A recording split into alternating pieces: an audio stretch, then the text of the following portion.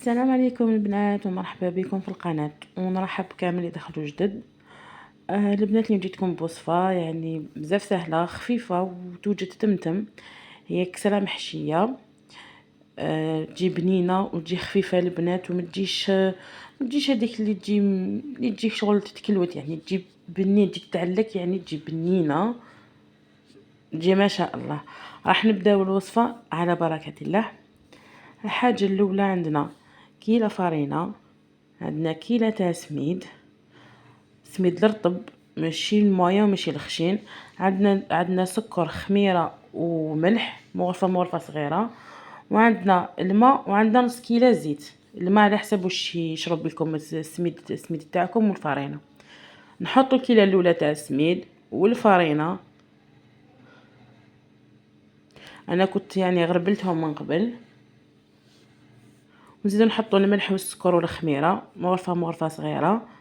وهنايا انا درت الكيل تاعي ميزاني، انا نعرف الكيل تاعي تاع يدي، بصح هي الكيل تاعها 4 كيلة حتى لنص كيلة على حسب الكيلة اللي ديروها، بصح من الاحسن 4 كيلة باش ما تجيكمش تتفتت. راح نبسوها مليح. شوفوا كيفاش تولي، حتى تولوا كي ديروا السميد تاعكم هكا يشد روحو كيما الغريبيه، ما تغير تشدوه يعاود يتحل. هنا راح نطمها بالماء. قلت لكم الماء تاعكم على حساب السميد والفرينه تاعكم، كاين اللي يشربوا كاين اللي ما يشربوش. انا هنا طميتها واني نعجنها واحد 3 دقائق ولا 4 دقائق باش تتلملي وتطلق روحها. عجنوها البنات مليح باش تجيكم تتقرمش. شوفوا هي العجينه طريه وميم شوفوا ليس. راح نخلوها تريح لهنايا نص ساعه. وانا في هذا الوقت تاع نص ساعه كنت طيبت التكتوكه تاعي، وجدتها تكتوكه سامبل يعني عاديه، بصل وفلفل حلو وطماطيش.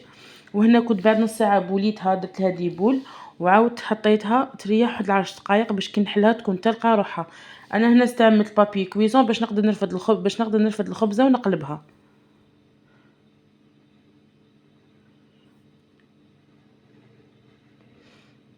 هذه الدوزيام كنت حليت الاولى، شوفوا باش تجيني سهله في الرفوض. وهذيك الدوزيام الفوقانيه دائما ديروها صغيره على التحتانيه باش تغلقوا عليها باش ما تفتح لكمش في الطاجين. انا هذه درتها كبيره والفوقانيه درتها صغيره عليها. انا هنا درت تكتوكه البنات، وكنت رحيتها شويه ما ترحوهاش بزاف مليح، كنت رحيتها شويه. شوفوا كي ديروها يقعد لكم هذوك الحبات تاع البصل.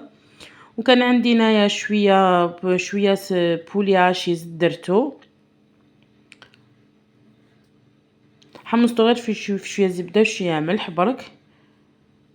وهنا كان عندي فرماج بلون، لا فاخس داخل الحشو تاعكم ديروا واش تحبوا نتوما، واش تحبوا طون، تحبوا فيونداشي، تحبوا فرماج رابي كيما حبيتو. شوفوا لهنايا كيفاش تجي فوقها صغيره، ومن بعد تبداو تغلقوا فيها. شوفوا كيفاش تبداو تغلقوا فيها، ما تخافوهاش وين تغلقوا، عبزوا مليح باش ما تحلكمش في الطاجين، باش تجيكم يعني تجي مغلوقه مليح ما يخرج لكمش الحشو تاعها. هنا بعد ما غلقتها كامل راح نجوز لها هكا لوتور كامل باش ما يخرج. هاي ليك شوفوا واش درنا بابي كويسون باش من تحت تخرج لكم، يعني باش تقدروا ترفدوها من كي تقدروا ترفدوها تخرج لكم مدوره، يعني كيما ديروها كيما تخرج لكم. انا هنا البنات كان طابت لي، هنا كنت طيبت الخبزات تاعي قلبوها كي تحمر قلبوها. شوفوا البنات جات هايله ما شاء الله، جات تقرمش دقيقه تقرمش. ونقول لكم غير ان شاء الله تجربوا الوصفه وتقولوا لي في التعليقات، وما تنساوش ديروا جيم وتشتركوا في القناه.